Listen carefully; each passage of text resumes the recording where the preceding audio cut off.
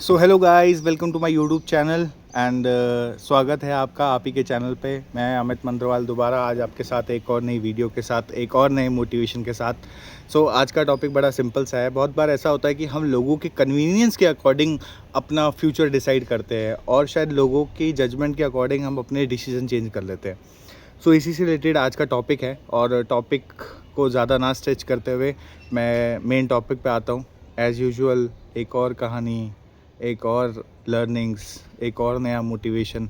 इसी के साथ आज की कहानी की शुरुआत करते हैं। कहानी बड़ी सिंपल सी है। एक लड़का हुआ करता है, वो बहुत बड़ा आर्टिस्ट होता है। तो वो एक से एक पेंटिंग बनाता है। अपने गांव में उसका रुतबा होता है कि भाई अगर पेंटिंग कोई बनाता है तो राजू भाई बनाते हैं।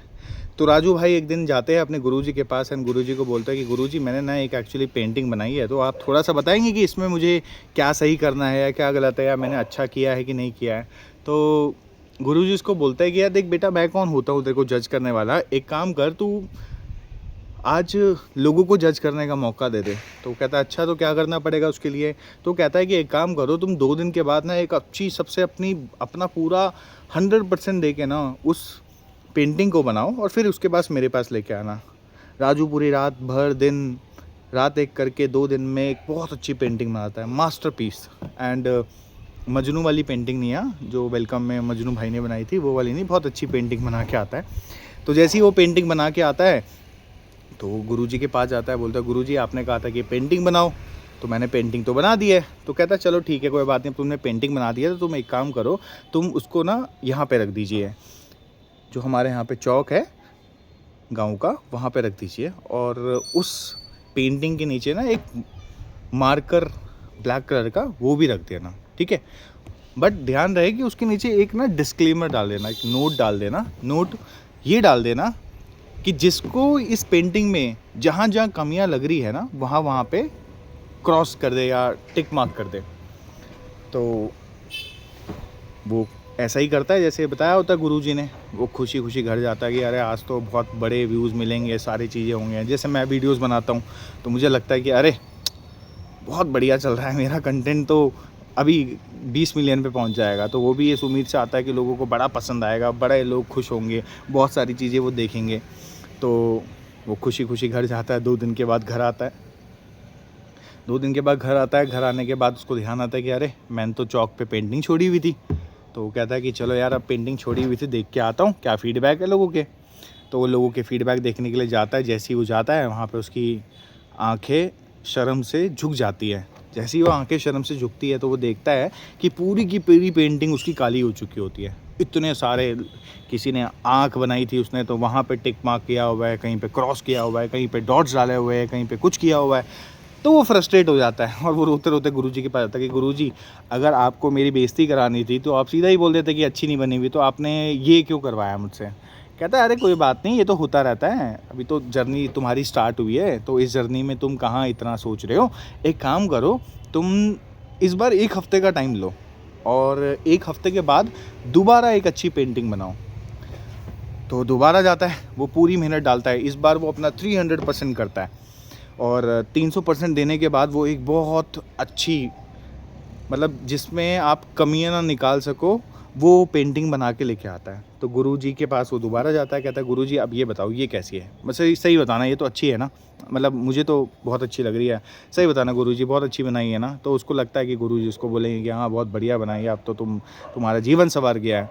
तो जैसे ही वो दोबारा गुरुजी के पास जाता है तो गुरुजी इसको कहता है कि एक काम करो, इसको ना दोबारा उस चौक पे लगा दो। वो कहता है अरे गुरुजी अगर आपको नहीं पसंद आई आप मुझे सीधा बोल दो, आप मुझे ये उल्टी चीज़ों में क्यों फंसा देते हो। तो कहता है कोई बात नहीं, जितना बोला जाए उतना करो यार, गुरुजी की बात तो वैसे भी माननी चाहिए। तो वो कहता है कि चलो ठीक है, अब गुरुजी इतना बोल रहे हैं तो वो कर देता है। तो कहता है बट इस बार ध्यान रखना, इस बार ना आप रेड मार्कर वहाँ पे रखना और रेड मार्कर के साथ ना एक डिस्क्लेमर रख देना कि इस पेंटिंग में जिसको जो जो प्रॉब्लम लग रही है ना, उस प्रॉब्लम को वहीं पे ठीक करके दे।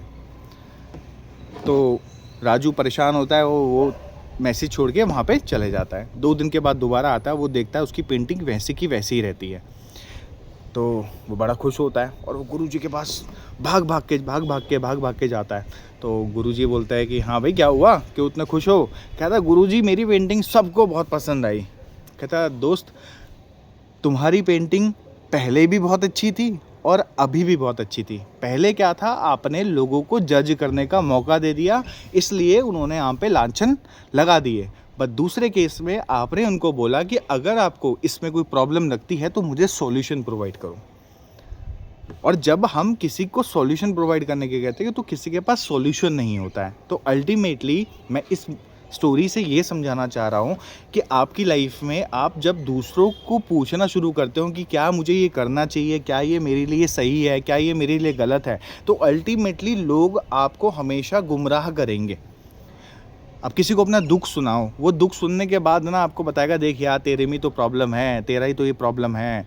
बट जब आप उसको सॉल्यूशन की बात करोगे ना तो वो सॉल्यूशन पे कभी आप पे फोकस ही नहीं करेगा, because people always tend to see a problem but they don't have a solution. So it is like कि उनके पास वो ज्ञान है, उनके पास राय है, पर उस राय से चाय कैसे बनानी है ना वो उनको नहीं आती है।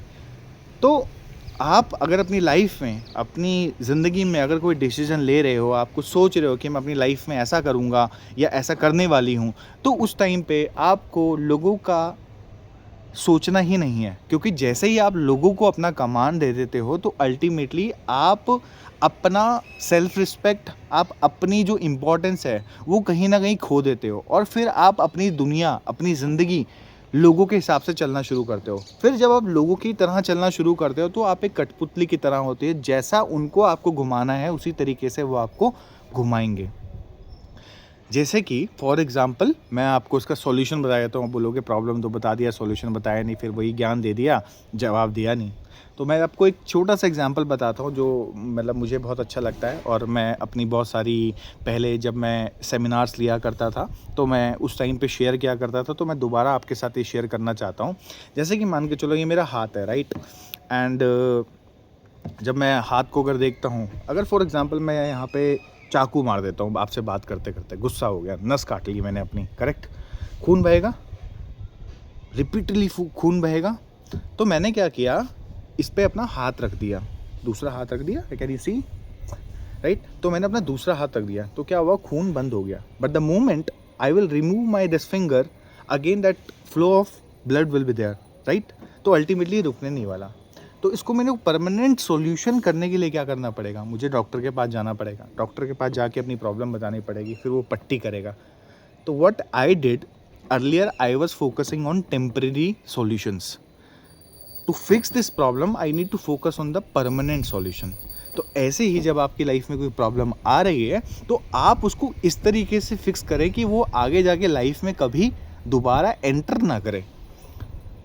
सो it is like you are the person who will be taking care, you will be the accountable person for this problem and you will be accountable for the solution also। अगर कल आपके साथ कुछ गलत हो जाता है तो इसके लिए रिस्पॉन्सिबल आप हो, क्योंकि जो जनता है वो आपका सिर्फ मजाक बनाने के लिए आपके साथ रहेगी।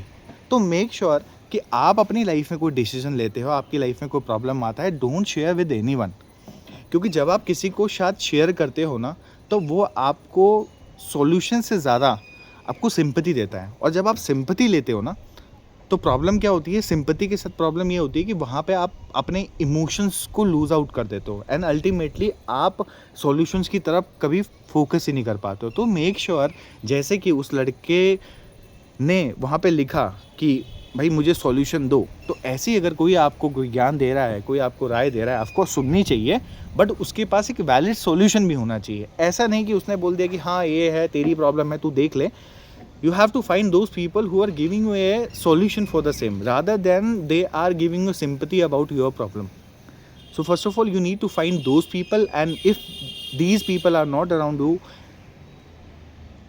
Gate up, make yourself strong and do something which actually give you a solution and which actually give you a happiness every time। Problems हर बार आएंगी, हमेशा आएंगी, बट उस प्रॉब्लम से कैसे बाहर निकलना है दोस्त, इसका सॉल्यूशन आपके पास होना चाहिए।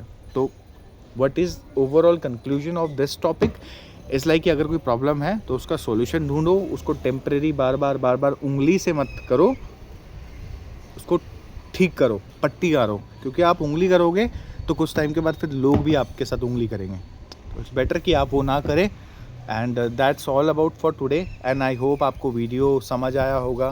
कोई भी चीज़ें हैं आप प्लीज़ वो करें एंड मेरे चैनल को सब्सक्राइब करें। काफ़ी प्यार मिल रहा है आप लोगों का एंड रोज़ डेली मैं कुछ ना कुछ सोचता रहता हूँ कि आज इस पे बात करनी है and as usual I said कि मेरी मैक्सिमम वीडियोज़ एक टेक में होती है, तो मैं एक कोई प्लानिंग करके नहीं बैठता। जो भी आता है यहाँ पे दिल पे आता है, कैमरा ऑन होता है, अपनी शक्ल दिखती है और जो मुझे सही लगता है वो मैं बोलता हूँ। आप प्लीज़ सपोर्ट करें, सपोर्ट करेंगे तो that will be very good for me. Thank you so much. Good night, take care, शब आ खैर, बाय।